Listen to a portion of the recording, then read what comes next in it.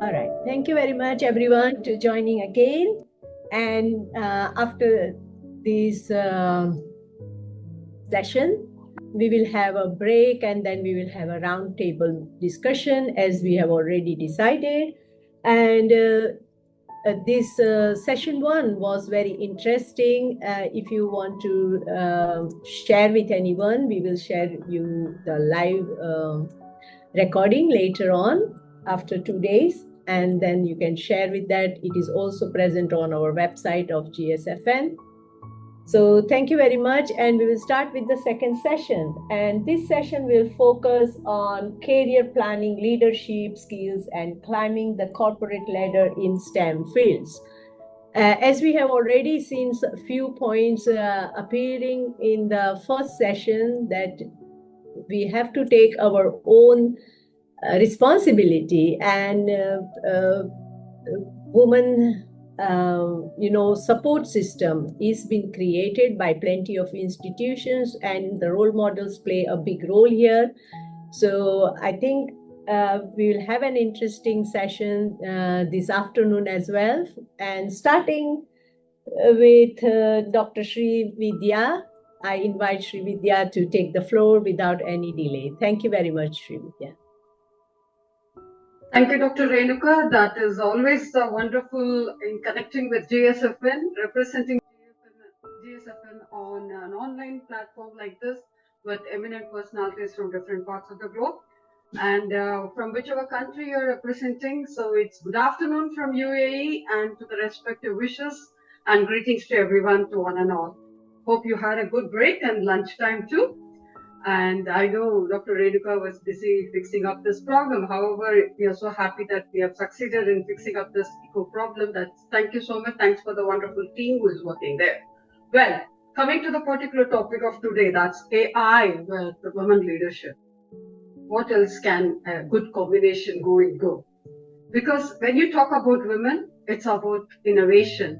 Starting from every day making a cup of tea and also cooking at home. What's something innovative? What's something new? Am I going to take it to the floor or take it to the table?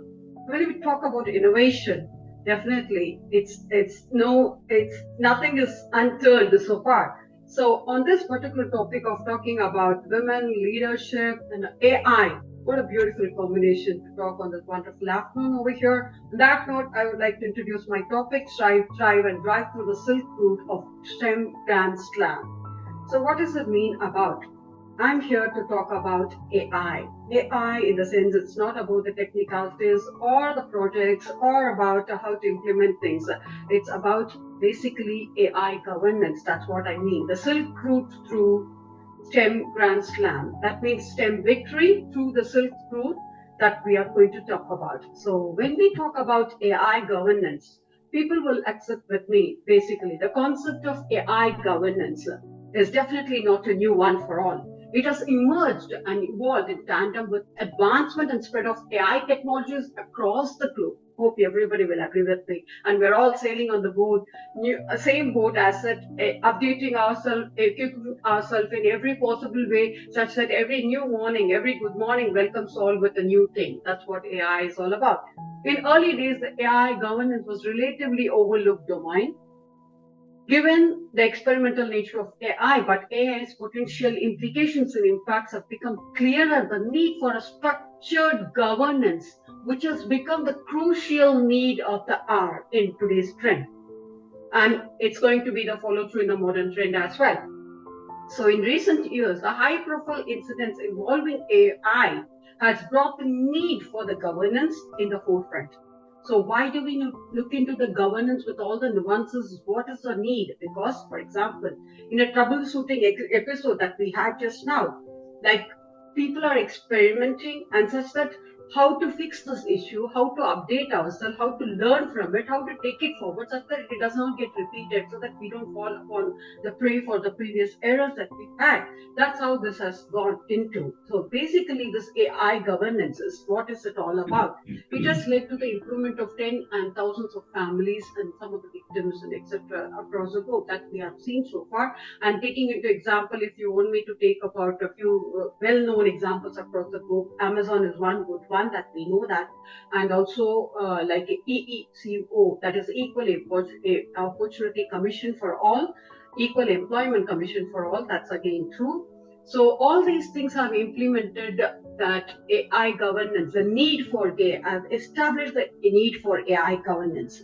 So with appropriate governance techniques, organizations will be able to run the significant risk of without any significant risk of legal, financial, and reputational damage, because the misuse can have different outcomes. So to have a common outcome from this algorithmic inventory, AI governance is therefore it's just not an obligatory requirement, but a strategic need and necessity to mitigate all these threats on a grander scale and promote trust in AI technologies. On that note, may I request the team, the floor to allow me to share my screen?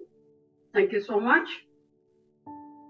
What we talked about, and that's a little introduction about me, and this is the topic that we are talking. So as we all know that our AI governance and AI intelligence has become pervasive across the extensive area of sectors, fundamentally reshaping the landscape of industries, be it whichever industry it is, education, be it education, trading, healthcare, finance, transportation, whatever thing, import, export, whatever thing. What is the key thing which has become the rule of the world is AI. So it has refined the decision making processes, optimizing the efficiency and accuracy by concurrently altering the dynamics of the human machine interaction. Hope you all agree with me. So, despite its transformative potential, a critical issue emerges, the imperative to ensure that AI is developed and deployed in a more responsible and ethical manner. End of the day, what is that? AI is becoming a threat in the sense like why it is in some cases it is becoming a threat because of the data handling. What we are handling is the data, the records and the reports of past, present, and future, the connectivity between the past. So it has to be deployed in a more responsible and ethical manner, considering the implications of the privacy, fairness, transparency, and also societal impact. So what's the problem? If you take the past history, be it Mr. Bill Gates has always mentioned about the dangers of AI. That is, I don't understand why people are not so very concerned about it. And if you take Elon Musk, if you're not concerned about AI safety, you should be, definitely. So leaving not aside the third gentleman, the most eminent figure, Stephen Hawking, AI will be either best or worst thinking for humanity. So what are these guys worried about? It's about non-zero probability downside risk. But that means the risks which are not being given importance, which it should have been given. They should have been given this importance. That is elimination of 40 to 80% of jobs, that is technological unemployment, restriction of elimination of basic rights when it comes to the privacy, because it is AI, it's transparent, seen, evident everywhere. Accelerating income inequality, because when I'm so proficient AI, my pocket is just full in minutes, and if I'm not so, then I'm always challenged. So embedded ethics and bias and data algo and control issues, substantial shift in what it means to be human and society that we live in. So cyber attacks, we can't miss it, bad agents and overall security, legal interactions with AI-based machines, autonomous weaponry, and existential risk and terminated style, and all these machines will eliminate humans. That's what is the question. Is AI going to eliminate humans? How are we going to go about it? So is it going to be the real threat of, so when it, thank you. So when it's such a case, what is the governance that we need to think about? Are we talking about nation states governance or the corporations? So when we talk about nation state governments, governance, so exists between the betterment of the people and the government and the people who are in charge of it. Modes and changes of changes which are required in terms of elections or changing laws or the policies or the procedures, and also people accepting to it, abiding to it with a civil disobedience. That is what is required, but what is so predominant is civil disobedience in some parts of the world, and the regime change. Often AI development will be the military and clandestine, which deemed in the interest of the national security, not subject to public transparency of the government. So when we talk about the countries, so maybe these are the things that comes to our attention. But when it comes to the corporations that exist, to the stakeholders who are involved in it, the profits that are being shared in this, so thereby, if I'm going to be there in the market, if I have to provide in the market, I need to show my profit. If I have to have the current trend, then I need to have the AI incorporation done in it. So the governance definitely will subject to the rules and laws which are abiding to it, abiding with the local expectation, local laws which are being adhering to the local laws which are there, and also a third party oversight, which is always with the international mood which we are talking about. So throwing more light on this topic, strive, thrive, and drive to the silk route of 2200 Grand Slam STEM Grand Slam is possible through the process of AI governance. And it's a simple equation. For corporations, if we make it safe and responsible, AI intelligence and automation will be more profitable by making the dangerous and irresponsible AI and automation costly for all the humanities. So the suggested solutions for all this is independent audit of AI systems. Independent audit of AI systems. What does it really feature? What are the things? What are the salient features which goes into it? Basically, the accounting part of it, and also the HR and record making and the data handling. So all these things really come into factor. See, these are the certain existing things that audits that have been already prevalent in the society. That is, financial accountants or with the standard board of FASB, which was launched in the year 1973, and the accounting industry have come together to take up this. An industry-wide effort of created generally accepting accounting principles with GAAP. SAP adopted GAAP accounting probabilities for all the public listed companies in 1975. So apart from that, international, this follow step, the second step is that international financial reporting standards have been established, which was launched in the year 1973 as International Accounting Standards Committee, or also the industry-wide effort, not the global GAAP and IFRS standards are not fully aligned, though. But the world wasn't truly global in 1973, but it is today. With all these existing things, we will be able to adopt and implement these AI governance with independent audit systems. So industry-wide non-profit entities should be coordinated, and the assurance should be given in terms of exactly investment probabilities, and also the structuring the feasibility study which is being done with the due diligence, and also profit sharing models and the portals which are being existing, such that everything will be made very clear, such that when we talk about one particular company, we'll be able to tell in a very clear format which is being there in the portal, that the company is progressing, how the company is progressing, and what are, if at all the company need to, what you can see, where you can see this particular company in 5 years timeline, and also in terms of progress, in terms of progression, in terms of profit and loss, and everything. All this study is possible. So the partnering with the industry association. So for doing this, what is required is partnering with the respective industry associations will help them to lead the world leaders. So will follow the world leaders. What do I mean is, if we have an AI company which has been established with the AI governance, let them partner with Google or any other AI company which they would like to, Apple, for learning more things from them, such that they become the leaders and we will be able to follow them and implement them in the same way, such that their company also can have the profitability of the companies which they follow. So the team profitably in the sense the profitability model of the companies they follow, not the state, they're not going to share the profit. Sorry. The team of the full-time individuals dedicated to sourcing best practices. In that terms, what is required is those people who are in the proficient in the field of AI will be able to train all these people who are all new and knowable and naive. They will be able to adapt their policies. They will be able to amend their policies and procedures such that we can avoid any kind of discrepancy which is being expected or which is going to be a threat. So, adopting and targeting best practices consensus will allow us to speed the market and genuine dissent and managing the delicate balance between the global and the best practices with the local mores. So, such that the implement of a independent audit system of AI systems will definitely help the world to take an example of it. So, when we do this, what are the things that we need to keep in mind? The 5 pillars, that is ethics, basics, privacy, trust, and cyber security. So, when we talk about creating audit insurance standards. So, what is the first step? Actively seek the best practices that we have explained. Facilitate open dialogue and expressions in open forums like this, so that we get to understand the procedure, and if it is applicable to us, we will be able to implement it. Craft proposed binary rules. It's not that exactly whatever we hear we will be able to adopt it in our system. It is not going to happen that way, but definitely this will definitely help us through and through as such.